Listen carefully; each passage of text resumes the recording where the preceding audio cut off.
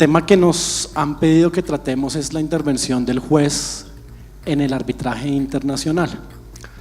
Ya esta mañana se han esbozado algunos de los temas que vamos a tocar, pero vamos a tratar de hacerlo, digamos, más desde la perspectiva pura del arbitraje internacional. Yo, antes de dar la palabra al doctor Alberto, quisiera primero notar un poco el estado del arte de lo que está pasando. Digamos que, como lo sabemos y como esta mañana lo hablaron, la posibilidad de intervención del juez es amplia en el sentido de medidas cautelares, recusación de árbitros, bueno, en fin. Pero yo quisiera centrarme en dos o tres aspectos que vamos a tocar acá. Uno es anulación de laudos internacionales ejecutados de laudos internacionales con sede en Colombia. El segundo tema es tutela contra laudos específicamente en el marco de un laudo internacional con sede en Colombia, porque se ha dictado en un tribunal con sede en Colombia. Y el tercero es un tema que toca el doctor Alberto Zuleta, que es el tema de la remisión de las partes al arbitraje, porque como bien lo esbozó el doctor Juan Pablo esta mañana, muy por encima, que el doctor Alberto lo va ahorita a profundizar, ahí hay algunas diferencias en cuanto a la Convención de Nueva York y la Ley 1563. De igual manera, hay un tema que yo quisiera, digamos, tocar antes de que arranquemos formalmente, porque no lo vamos a hacer por ninguno de los panelistas y me parece importante, y es que yo creo que en materia de reconocimiento y ejecución el tema podría decirse pacífico. Yo creo que llevamos 4 o 5 sentencias desde la Ley 1563 que de manera reiterada y algo pacífica han ya dejado atrás esas viejas interpretaciones del doble exequatur, de aplicar el Código de Procedimiento Civil, hoy en día Código General del Proceso, y han ido decantando ciertos puntos muy importantes como orden público internacional en Colombia, la posibilidad de reconocer laudos parciales, que era algo que generó mucha discusión antes, pero hay una sentencia en particular que es muy reciente, de noviembre tal vez del 2017, de AAL Group contra Vertical de Aviación, que me parece que la Corte dio una puntada muy importante que yo por lo menos no lo he leído en ninguna parte, creo que de alguna manera ha pasado por alto, y es que la Corte dejó abierta la posibilidad de reconocer laudos que han sido anulados o que incluso de presentarse alguna de las causales por las cuales se podría denegar el reconocimiento, se podría llegar a reconocer. Y quiero muy rápidamente leer textual la cita, que me parece bastante diciente. La Corte dijo lo siguiente: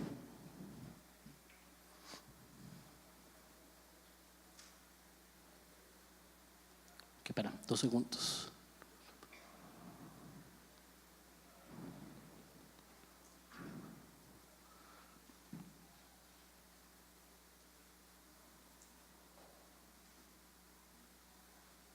Acá está, y esto es textual de lo que dijo la Corte. Dijo que existe la posibilidad excepcional de conferir el reconocimiento y ejecución de la sentencia arbitral extranjera a pesar de configurarse algunos de los motivos para su rechazo. Esa parte se me hace que es clave y que muestra un poco lo que quiero yo mostrar, y creo que en el panel vamos a discutir, y es un poco cómo la Corte Suprema y nuestros jueces están entendiendo cada vez más el arbitraje internacional y están tomando decisiones tal vez bastante modernas en la materia. Sin más, le doy la palabra al doctor Alberto Zuleta, quien hablará sobre la remisión de las partes del arbitraje.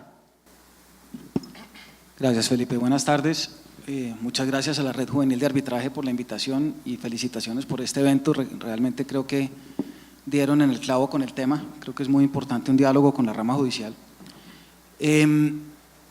Y en ese espíritu, y hablando de la intervención de los jueces en el arbitraje internacional en particular, aunque los voy a tocar ambos, me parece que el principal vaso comunicante entre la jurisdicción estatal y el arbitraje es lo que en nuestro derecho viene siendo la decisión de la excepción de cláusula compromisoria, de compromiso o cláusula compromisoria. Porque siempre que nosotros hablamos de la posibilidad del tribunal de referirse a su propia competencia, decidir sobre su propia competencia, etcétera, hablamos sobre lo que puede hacer el tribunal, pero nunca hablamos de las implicaciones que eso tiene para el juez al que le llega la demanda respecto de un asunto que puede o claramente está cubierto por una cláusula arbitral. Entonces, quería brevemente mirar lo que dice la Convención de Nueva York, lo que dice la sección internacional de la Ley 1563, lo que dice la nacional y sacar unas conclusiones. Y lo que ha dicho la jurisprudencia. La Convención de Nueva York, como decía el doctor Juan Pablo Cárdenas esta mañana, es bastante clara, establece una obligación del juez de remitir a las partes al arbitraje, no porque el juez deba suponer o considerar que probablemente el tribunal arbitral resultará competente, sino porque es al tribunal arbitral al que le corresponde tomar la decisión y no al juez estatal. Deja la Convención de Nueva York un margen de discrecionalidad para tomar la decisión que tiene que ver con los acuerdos que puedan ser nulos, ineficaces o inaplicables. Y en diferentes países y a lo largo, digamos, de los años de vigencia de la Convención, ha habido grandes debates sobre cuál es el nivel de injerencia que le corresponde al juez estatal cuando está verificando y podría retener su jurisdicción y su competencia por encontrar que el pacto es nulo, ineficaz o inaplicable, y el artículo 8º de la ley modelo de UNCITRAL pues de alguna manera reproduce la norma. ¿Qué dijo la ley nuestra? La ley nuestra, yo con el permiso de ustedes me voy a parar, no puedo hablar sentado. La ley nuestra finalmente lo que dice es que hay que remitir a las partes al arbitraje a más tardar en la oportunidad para contestar la demanda, y eliminó la parte que tiene que ver con que el acuerdo sea nulo, ineficaz o inaplicable, hipótesis en las cuales el juez podría conservar competencia, de manera que la obligación de remitir a las partes al arbitraje, en el arbitraje internacional, en la ley es bastante clara. ¿Qué pasa con la sección nacional de la ley? Si ustedes miran la sección de arbitraje internacional, el artículo 29 establece de manera bastante clara la prevalencia de la decisión del tribunal arbitral sobre la de la jurisdicción. Pero en ninguna parte dice que hay que remitir a las partes al arbitraje. Los abogados que somos tan dados a los verbos rectores, pues en ninguna parte le está dando la orden al juez, remita a las partes al arbitraje. Está estableciendo una prelación, o no más. Entonces la pregunta es si esta norma es así porque quedó redactada distinto o es así porque dice otra cosa. Dicho de otra manera, esta norma obliga al juez a remitir a las partes al arbitraje o es un caso específico de incompetencia posible del juez estatal. Y lo puse en comillas porque eso lo saqué de un tratado de derecho procesal nuestro, donde el tratadista, es un tratado muy importante, dice es un caso específico de incompetencia. ¿Y cuál es el problema? Que si es un caso específico de incompetencia, pues le corresponde resolverles al juez y no al tribunal. La Corte Constitucional tiene una jurisprudencia bastante consistente sobre lo que es el principio de competence y la facultad que tiene el tribunal para decidir sobre su propia competencia. Y en esta sentencia, que si ustedes se fijan es una sentencia anterior a la ley 1563, pero la norma en lo que fue la compilación del decreto 1818 era parecida, termina diciendo aquí abajo, dice el principio de competence permite que los árbitros sean los primeros jueces de su propia competencia con prioridad a cualquier instancia judicial activada por las partes, lo que daría a entender que tanto en el arbitraje nacional como en el internacional existe una obligación del juez de remitir a las partes al arbitraje sin valorar la posibilidad de que el competente pueda ser él, en el entendido de que no es a él al que le corresponde tomar la decisión, sino al tribunal arbitral. La Corte Suprema de Justicia, sin embargo, en una sentencia del año pasado tomó una visión distinta. Y es un caso en el que se discutió el alcance de la cláusula compromisoria en primera instancia, en segunda instancia eso llegó a casación. Para poder discutir el tema de la cláusula compromisoria en casación les tocó hacer una serie de maromas porque no es un tema que tradicionalmente se discute en casación. Pero la Corte terminó entendiendo que esa prelación que establece la ley del tribunal arbitral respecto del juez estatal opera cuando el tribunal ya está constituido, pero no si no está constituido. Y desde ese punto de vista no existe realmente una obligación de remitir a las partes al arbitraje, lo que existe es una obligación de remitir el caso a un tribunal arbitral si el tribunal arbitral ya existe. Entonces desde ese punto de vista, la norma de la sección nacional de la ley 1563 y la norma de la sección internacional serían distintas y tendrían un alcance diferente. ¿Qué es lo primero entonces que tiene que hacer un juez que se enfrenta con el problema de una cláusula compromisoria en un contrato? Lo primero es esperar a ver si le proponen la excepción, porque esto opera es a instancia de parte, lo dice la convención y lo dice la ley. Le proponen la excepción de cláusula compromisoria o compromiso, ¿Qué artículo va a aplicar, el 29 o el 70? Tiene que empezar por mirar si el arbitraje a que daría lugar el pacto arbitral sería doméstico o sería internacional, porque solo así va a poder saber si tiene que aplicar la ley 29, el artículo 29, o tiene que aplicar el 70. ¿Qué pasa entonces? Creería yo que si llega a la conclusión de que el arbitraje sería internacional, aplica el artículo 70 y manda a las partes al arbitraje, porque yo creo que no tiene opción.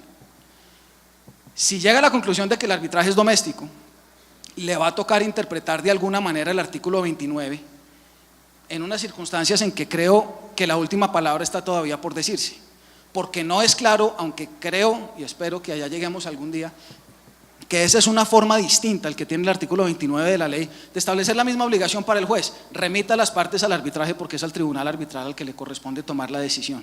Pero es importante, y es la razón por la que escogí el tema, que cuando los jueces estatales decidan las excepciones de cláusula compromisoria y compromiso, saquen la ley 1563, porque no es un tema puramente procesal, no es un caso específico de incompetencia, ni es una situación análoga a un conflicto de competencias. Conflictos de competencias entre el arbitraje y la jurisdicción estatal no hay, el problema es distinto y se requiere aplicar ambos principios, el principio procesal y el principio propio del arbitraje, ambos establecidos en la ley colombiana, el uno en el Código General del Proceso y el otro en la ley 1563. Gracias. Muchas gracias, Alberto. Ahora, digamos, como nos pidieron que esto fuera un poco en un tema conversatorio, yo solo tengo una pregunta para Alberto y después no sé si Julio o Juan Antonio quisieran comentar algo, y es: esta mañana oíamos al juez Mohammad, qué pena, no el nombre, pero lo oíamos hablar sobre que cuando se solicitaba una medida cautelar, primero debería el juez decretar si se trata de un arbitraje nacional o internacional, calificarlo de alguna manera, ¿cierto? Alberto acaba de decir, si lo entendí bien, que cuando el juez se enfrenta frente a la excepción de incompetencia, también debería calificar primero el arbitraje, si se trata de un arbitraje nacional o internacional. Ahora, mi pregunta es: ¿qué pasa si el juez lo califica, digamos, como un arbitraje internacional? Manda a las partes, lo remite al arbitraje, no se ha constituido el tribunal y dice tienen que ir al arbitraje internacional. Digamos que no quiero dar la respuesta a la pregunta, pues yo tengo mi opinión, pero me gustaría oír cuál es su opinión, Alberto, o su posición frente a si esa calificación que hace el juez, eso no es definitiva. Mejor dicho, el tribunal arbitral o incluso el centro de arbitraje, Cámara de Comercio de Bogotá, tiene reglamento internacional, tiene reglamento nacional, una de las partes dice, puede ser incluso el mismo demandante, dice mire, me calificaron esto como internacional, yo no estoy de acuerdo, esto es nacional, acá le presento esto como nacional, y lo califica el centro, lo califica el tribunal, y al final, digamos, ¿qué pasa con la decisión del juez que lo calificó anteriormente? Buena pregunta. A ver, el tema más importante en arbitraje internacional me parece que es el manejo de fuentes y de operadores, y cada uno toma las decisiones que le corresponden dentro del marco jurídico que a él le concierne. Entonces uno ve una serie de operadores a lo largo de todo el proceso, decidiendo a veces básicamente sobre lo mismo, sobre la arbitrabilidad de la controversia o sobre una cantidad de cosas, cada uno dentro de su régimen jurídico y dentro de la función que le corresponde, de manera que si un juez considera que el arbitraje es internacional, remite a las partes al arbitraje, se constituye, le llega eso a un centro de arbitraje y el centro de arbitraje considera que el arbitraje es doméstico, el centro hará lo que tenga que hacer en el entendido de que el arbitraje es doméstico, es decir, la calificación que hizo el juez la hizo para tomar él su propia decisión, no para las decisiones que se vienen después, eso es lo que yo pienso. Julio, Juan Antonio, no sé si tienen algún comentario o alguna intervención sobre el tema.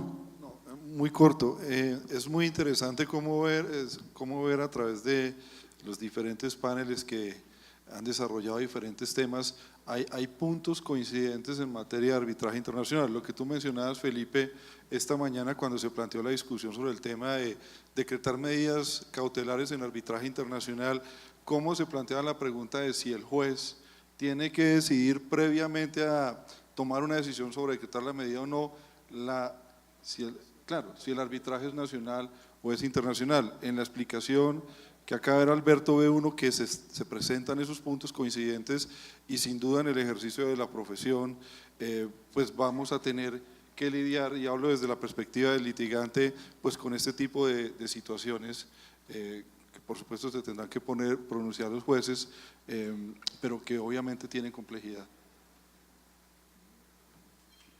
Solo un comentario en relación con lo que se ha presentado. Sí pareciera haber una antinomia normativa o al menos una ambigüedad en cuanto al deber o no de remitir, si es una obligación, si no es una obligación, si es facultativo del juez hacerlo.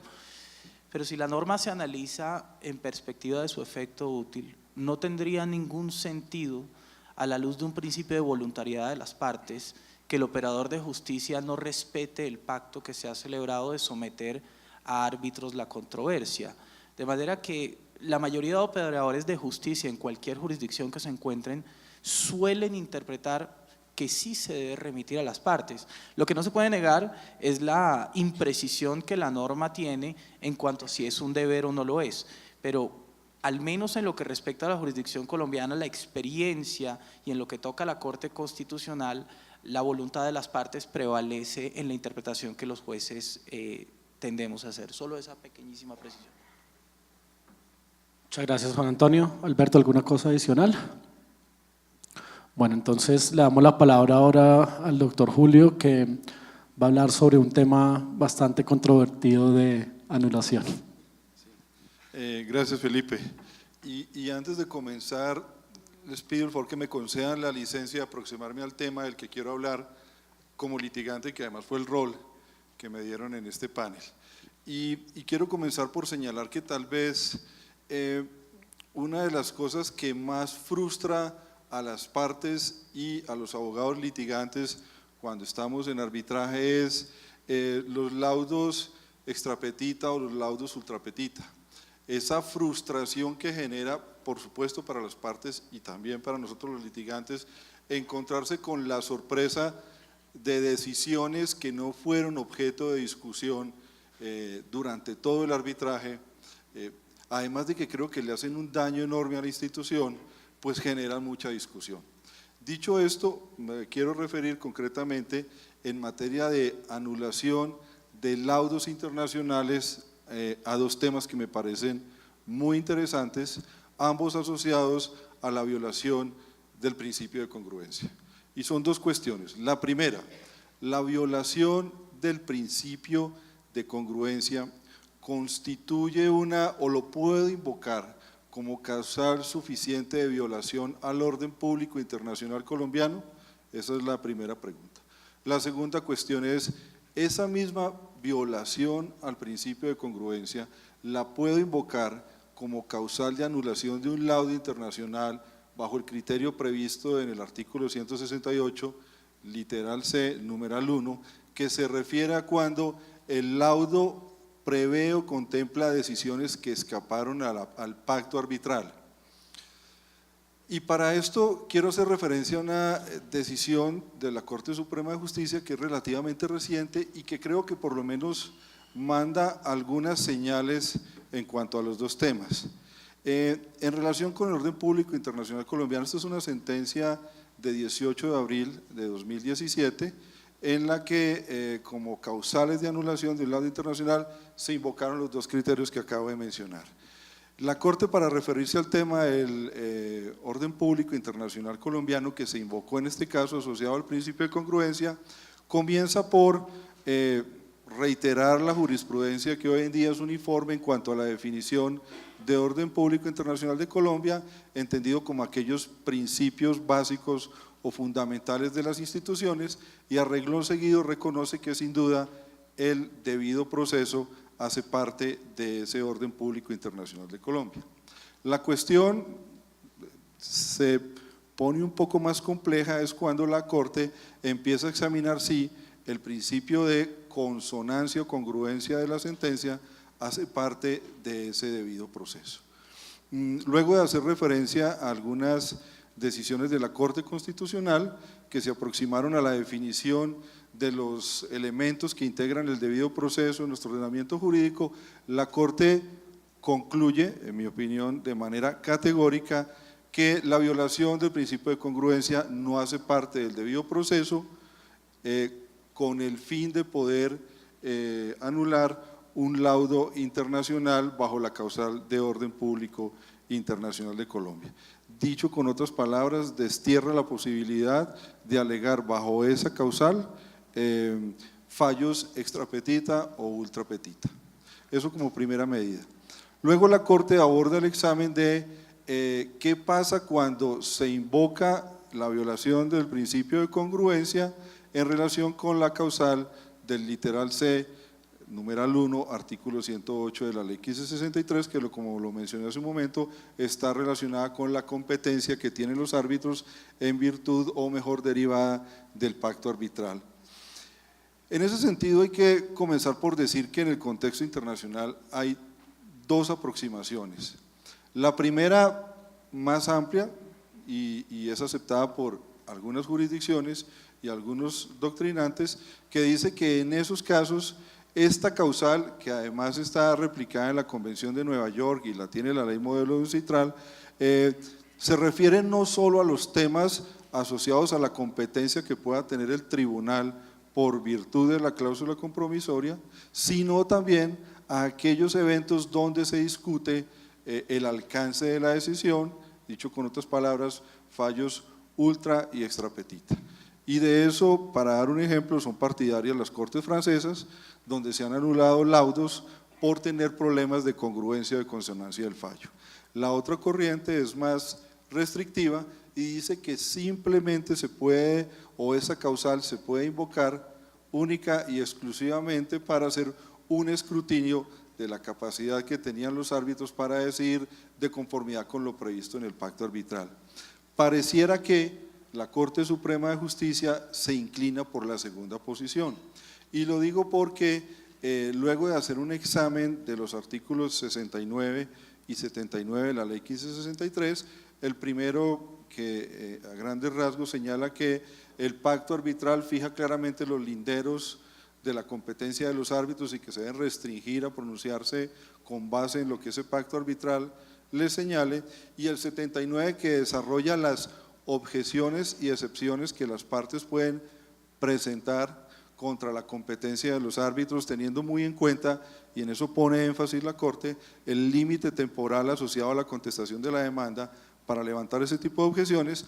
La Corte concluye que en estos casos solo puede invocarse esa causal para atacar el laudo internacional referida a la competencia derivada del pacto arbitral, y abre una puerta, pero muy estrecha, a la posibilidad de invocar un fallo extra o ultra petita, pero solo en aquellos escenarios donde esa decisión escapa al alcance del pacto arbitral.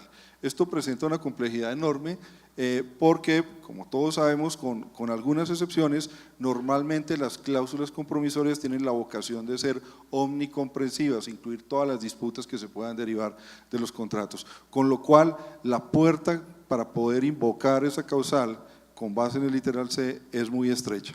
Ya para finalizar, solo quiero agregar que independientemente de que a uno le guste o no le guste o esté de acuerdo con la posición, lo cierto es que el Consejo de Estado, y tengo que advertirlo, esto fue en una decisión de anulación en un arbitraje nacional, tiene una posición distinta o bastante distinta. Tengo que advertir que en esa decisión, que es de abril también abril del 2015, el Consejo de Estado dentro de una anulación de un arbitraje nacional, dedicó a manera de obiter dicta un capítulo para estudiar las diferentes causales previstas en el artículo 108 de la ley 1563 referidas a arbitraje internacional. Cuando se refiere específicamente al literal C, el Consejo de Estado señala que esa causal no solo sirve para invocar la anulación de los laudos, refiriéndose al arbitraje internacional, por exceder la competencia de los árbitros derivada de la cláusula, sino también en aquellos casos donde tenemos fallos ultra petita o extra petita. Con lo cual, en mi opinión, la discusión está abierta, habrá que esperar qué pasa en el futuro, pero sí creo que el tema debería decantarse y pronto, porque, como comencé diciéndole, creo que le hace mucho daño a la institución que las partes al final del día sientan que las reglas del juego no son claras, o que mejor se pueda jugar con reglas no claras. Muchas gracias, Julio. Yo no quisiera meterme en esa última parte sobre si la incongruencia se refiere al acuerdo de arbitraje versus lo que decía el laudo o la incongruencia clásica a la que estamos acostumbrados, pero sí quise meterme en el primer punto y hacerte una pregunta al respecto y abrir también para que Alberto y Juan Antonio den su opinión. Y es el tema del orden público internacional. Digamos que este tema ha sido, como comencé yo el panel, más o menos decantado y pacífico a lo largo de los últimos años, sobre todo en virtud de reconocimiento y ejecución de laudos, pero la causal es la misma que la anulación, entonces bien podemos extrapolarla. Hay una sentencia también algo reciente, que es la de Alquería contra Tampico, en la cual se reconoció un laudo internacional. Rápidamente lo que pasó es que, entre otras, se alegó violación al debido proceso como integrante del orden público internacional, porque uno de los árbitros no reveló que nombró a uno de los apoderados en ese trámite como árbitro en otro trámite, en otro foro. Digamos, era un tema de arbitraje de inversión versus un tema de arbitraje comercial internacional. La Corte hizo un análisis que a mí me parece bastante acertado, y no para entrar acá en controversia, y que fue que, aplicando el artículo 64 que tiene este carácter internacional en la interpretación de la ley 1563, dijo lo siguiente, y quiero leer textualmente el tema. Dijo: es claro entonces que una de las máximas fundamentales del debido proceso en Colombia es la autonomía e independencia del juzgador, por lo que resulta innegociable en el ámbito mundial.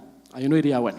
Después dijo: sin embargo, en orden a determinar cuáles situaciones pueden subvertir las bases fundamentales de la garantía de Marras, es menester efectuar un análisis caso por caso, teniendo como marco de referencia el carácter restrictivo del orden público internacional, la interpretación pro internacionalidad y el principio pro ejecución.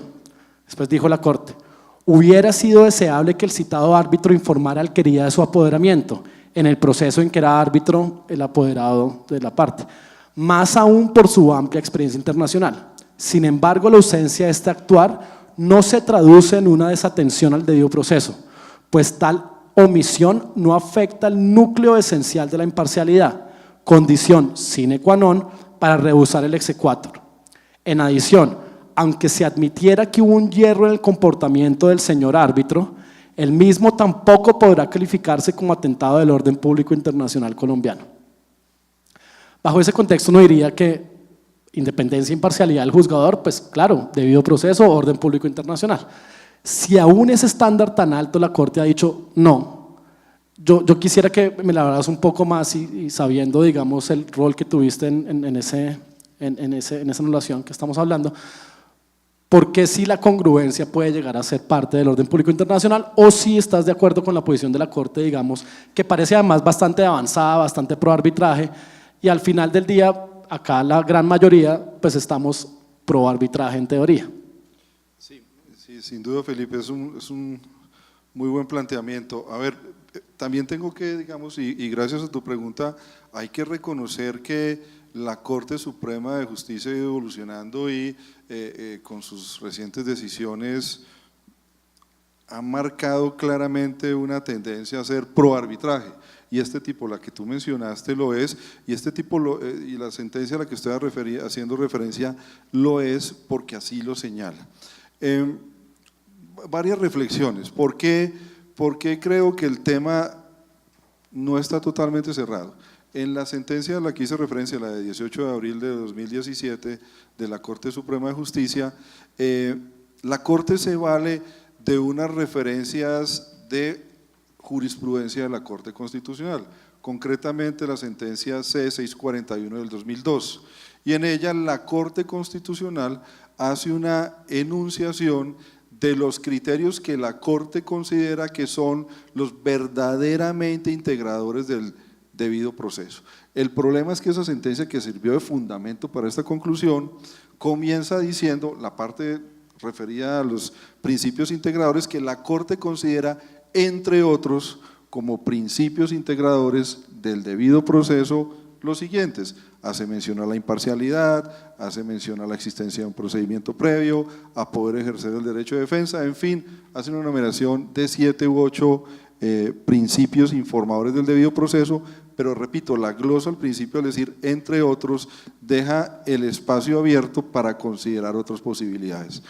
Dicho esto, lo que tenemos hoy, con base en esta jurisprudencia, pues es que el principio de congruencia no hace parte del debido proceso como criterio de orden público internacional de Colombia, y eso, digamos, a propósito de los diálogos que tenemos como la rama judicial, yo por lo menos como litigante, esperando que haya algo más de evolución, por ahora lo leo como una señal para todos los actores del circuito arbitral. Para los litigantes, tener mucho cuidado con lo que se pretende, lo que se pide, cómo se desarrolla el litigio, mantener muy clara la línea frente a los árbitros y frente a la contraparte de lo que se está pidiendo, y asimismo en los árbitros pues la prudencia, la ponderación y la consideración de tener en cuenta qué es lo que se está verdaderamente planteando en el litigio. Sí, claro, Alberto. Una cosa muy rápida es, digamos, yo tiendo a pensar lo mismo que Julio, es decir, yo creo que en esto los matices son importantes, porque es que hay que mirar cómo se produce y por qué se produce el fallo ultrapetita y extrapetita. Hay circunstancias en las que un tema se debate ampliamente dentro del tribunal y el fallo resulta ultrapetita no porque no se haya debatido, sino por algún tema técnico relacionado con la forma como se presentaron las pretensiones. Entonces ahí aterrizar en el orden público internacional una causal, pues difícil.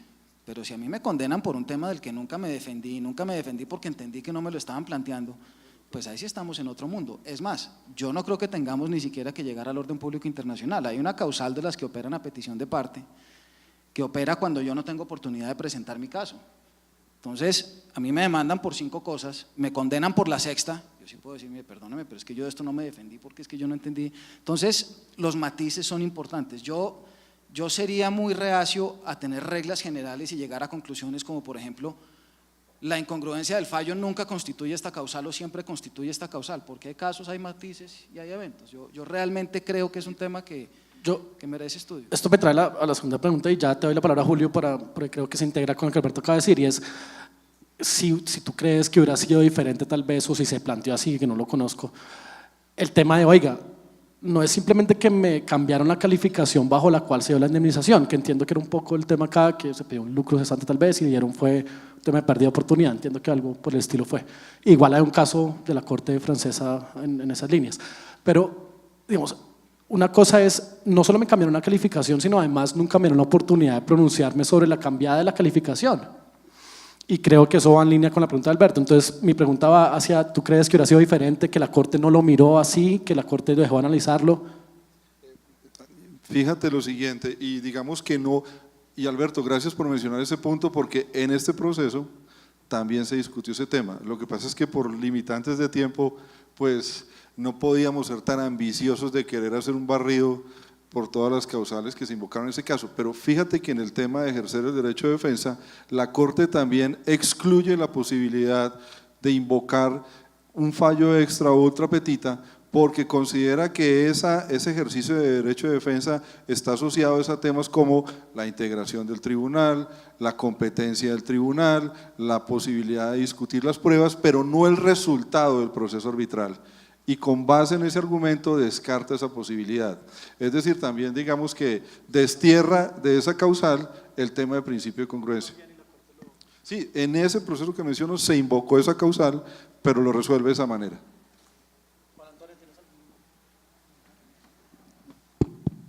Solo un comentario, un cuestionamiento para mis compañeros de panel, y es la dificultad de determinar el concepto de orden público internacional. Es decir, reflexionando el asunto, yo creo que el mayor problema que la jurisdicción, que es el rol que a mí me corresponde representar en este foro, es determinar qué significa exactamente el orden público internacional. Lo que uno observa en la experiencia es que cada estado tiene un entendimiento completamente distinto del concepto o el significado de orden público internacional, y eso convierte la causal en algo muy ambiguo que en muchas ocasiones no permite que la jurisdicción defina si hay un quebrantamiento o no del debido proceso. Eso lo digo como algo sugestivo para mis compañeros, pero era solamente ese pequeño apunte. Alberto, ¿algo más? Julio. una última cosa, y es, el año antepasado en Europa, no me acuerdo ahorita en qué país, pero me enteré, alguien me contó, anularon un laudo de un árbitro único porque utilizó una fundamentación jurídica distinta de la que las partes habían invocado. El juez de anulación le dijo, me muero la pena, pero usted no puede salir con argumentos jurídicos que nadie discutió, que nadie presentó, de los que nadie se defendió y fundamentar su decisión en eso. Entonces, cuando uno cae en ese tipo de cosas, mejor dicho, ese tipo de situaciones me parece pueden permear la congruencia de un fallo. Y ahí para cerrar hay un tema que voy a dejar abierto para un próximo panel que nos inviten y es, pues eso tiene que ver con el principio de Iura Novit Curia y si aplica en arbitraje internacional o no, porque finalmente si el árbitro tiene la libertad de moverse, pues no se podría alegar esa incongruencia. Pero bueno, dejemos por ahora ahí. Ahora Juan Antonio, tienes la palabra. Muchas gracias. Primero que todo, nuevamente muchas gracias a la Red de Arbitraje Juvenil por la invitación. Voy a plantear un tema muy breve sobre la capacidad del juez, es decir, la potestad del juez para intervenir en asuntos de arbitraje internacional, y lo voy a hacer desde dos perspectivas, desde el recurso extraordinario de anulación y desde la acción de tutela que procede una vez que se ha agotado el recurso extraordinario de anulación. Lo primero que quiero decir en punto de conectar las ideas con los planteamientos de mis compañeros es que no creo que la Corte Suprema o la Corte Constitucional de Colombia sean pro arbitraje. Realmente la frase me gusta, pero no creo que eso sea así. Lo que sí creo es que la Constitución de Colombia es pro arbitraje. La jurisdicción que los árbitros ostentan es de rango constitucional, procede del artículo 116 superior y es un mecanismo que se abrió en la Asamblea Nacional Constituyente, sobre todo para colaborar en la justicia. Los más maduros sistemas de justicia hoy son los que tienen mayor contribución del sector privado en la justicia, bastante congestionadas que están las jurisdicciones, como para que los jueces de ordinario nos comencemos a meter en algo que está pactado por las partes para ser sometido a una jurisdicción voluntaria.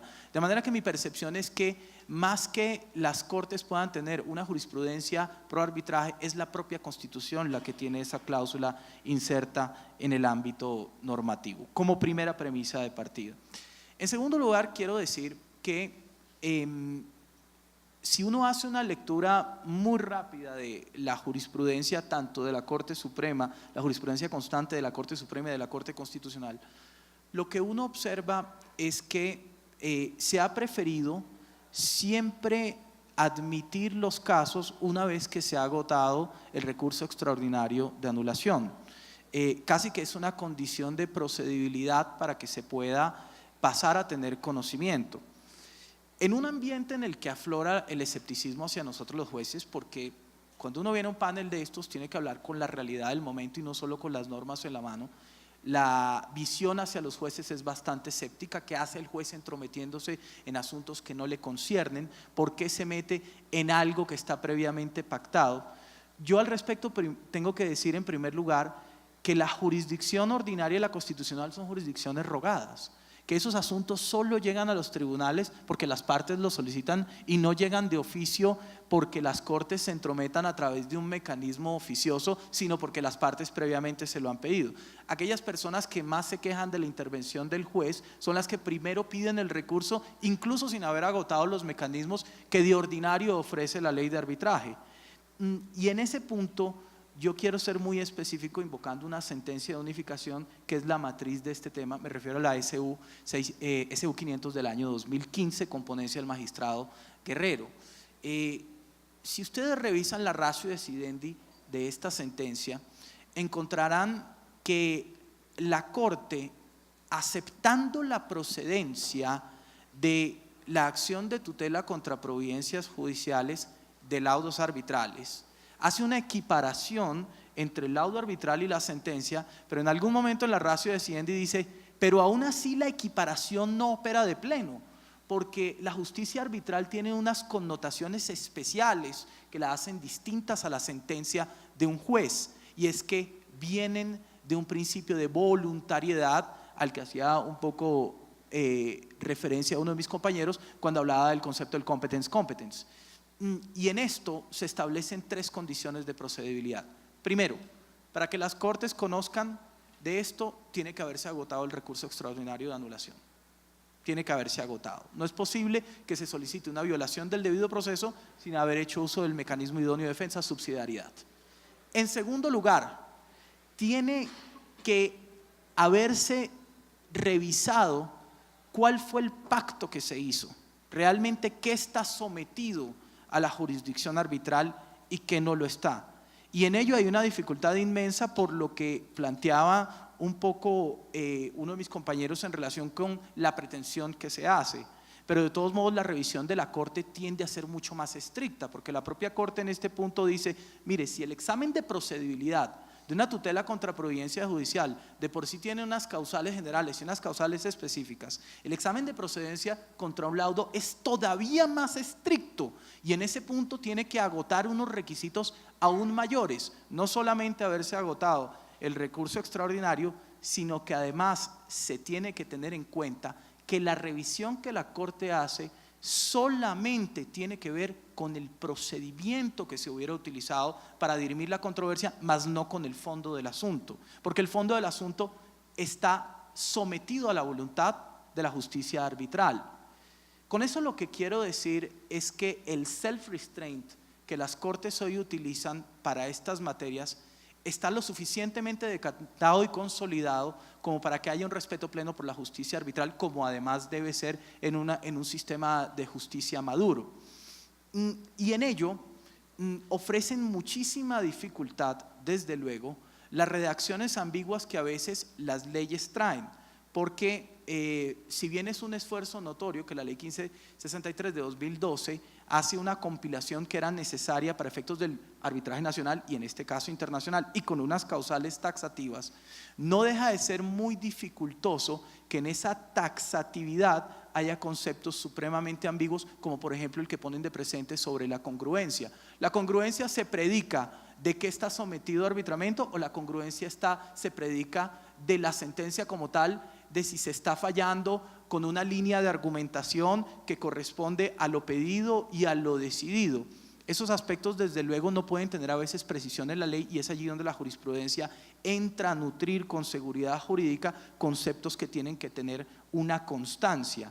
La sentencia SU 500 de 2015, que es el marco que existe hoy en Colombia en materia de constitucionalidad para efectos de laudos arbitrales internacionales, pienso yo, desde luego este es mi concepto, ofrece la suficiente certidumbre como para que una vez que un laudo internacional ha sido proferido, no vaya a ser tocado por la justicia nacional, porque ante todo si las partes pactaron alejarse de una jurisdicción, eso tiene que ser respetado por todos los jueces. Desde luego, todo esto lo hago desde un planteamiento muy sugestivo y por supuesto abierto a mis compañeros. Muchas gracias. Juan Antonio, muchas gracias. Yo para abrir un poquito el debate y oír a todos, tengo dos preguntas que las hago porque seguramente las hago de una vez porque seguramente van a juntarse en el tema. Y una es, cuando uno mira el comunicado de prensa que sacó la Corte antes de la sentencia de la UCU 500, parecería que la Corte iba a decir o a diferenciar un poco el laudo internacional del laudo nacional. Sin embargo, cuando leímos la sentencia algún tiempo después, la Corte parece quedarse corta en eso, o sea, no termina de cerrar el tema, no termina de comprometerse a decir, mire, la tutela es aún más estricta en arbitraje internacional. Y las razones son muchas, acá las han tocado varios, el tema de que pues, un árbitro internacional no puede ser un juez nacional de la República, bueno, serie de razones al respecto.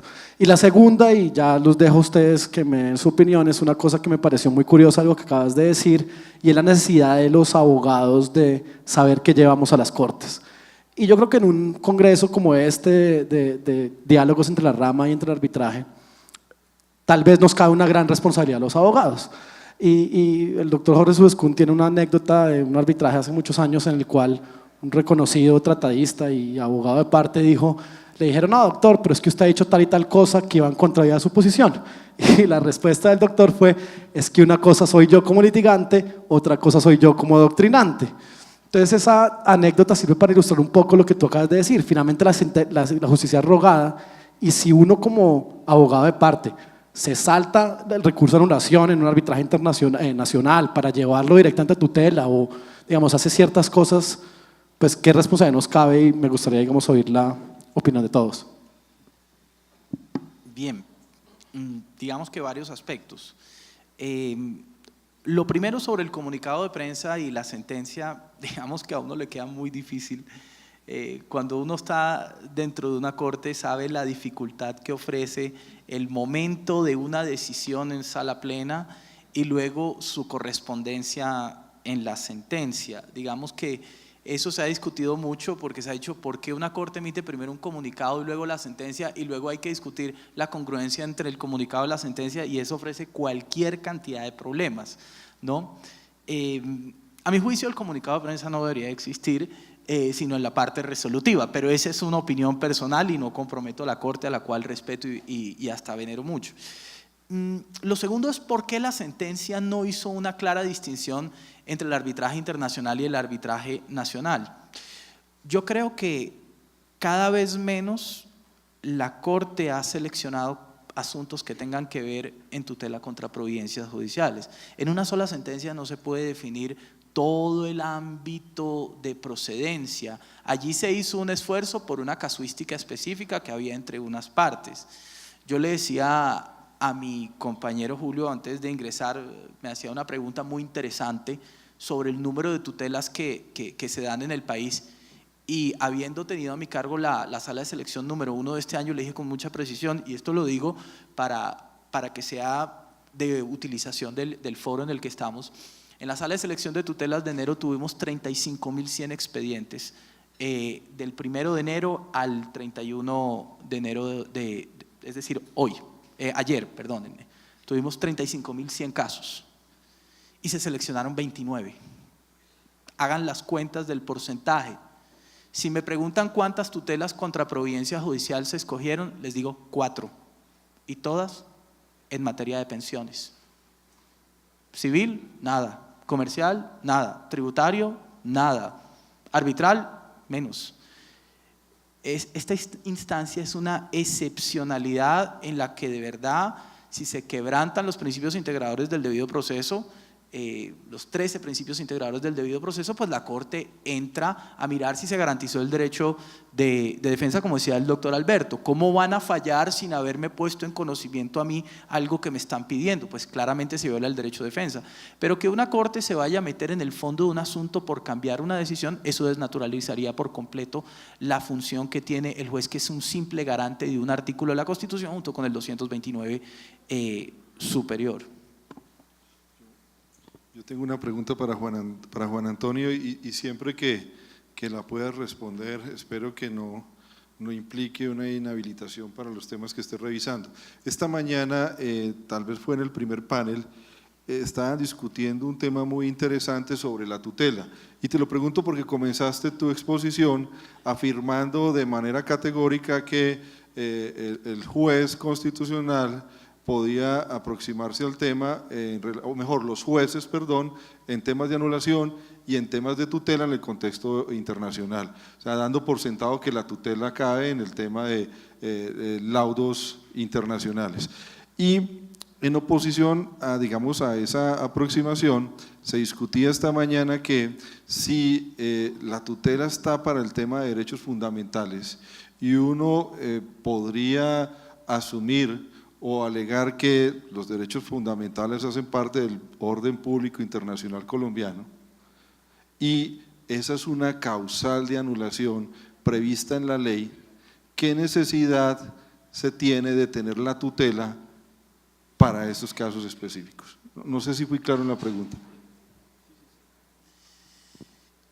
Yo creo que el problema de los derechos humanos es que la distinción entre aquello que tiene un contenido prestacional y fundamental no siempre es un lindero fácil de encontrar y el arbitraje internacional está inmerso en cuantías prestacionales muy altas que podrían hacer ver que el juez constitucional no tiene nada que hacer allí porque se trata de una controversia eminentemente prestacional patrimonial, a simple vista pareciera así. Ahora, cuando uno mira las causales taxativas, podrían ser insuficientes frente a un artículo como el 29 constitucional. Es decir, yo entiendo la preocupación de por qué si está el recurso extraordinario como un mecanismo que corrige el déficit de protección de derechos fundamentales, uno diría, ¿y entonces para qué la tutela? Yo diría que la tutela está ubicada en el punto no de las causales taxativas. Cuando el juez de tutela entra a evaluar esto, no está mirando la juridicidad legal de las causales que están allí, que son muy taxativas. Realmente lo que está mirando es el artículo 29 superior, con sus principios de integración, que no están completos en las causales taxativas que la ley prevé. Gracias. Bueno, pues creo que con eso entonces damos por cerrado el panel. Muchas gracias al doctor Juan Antonio, al doctor Julio, al doctor Alberto por su participación y muchas gracias a la Red de Arbitraje Juvenil y la Cámara de nuevo por la invitación.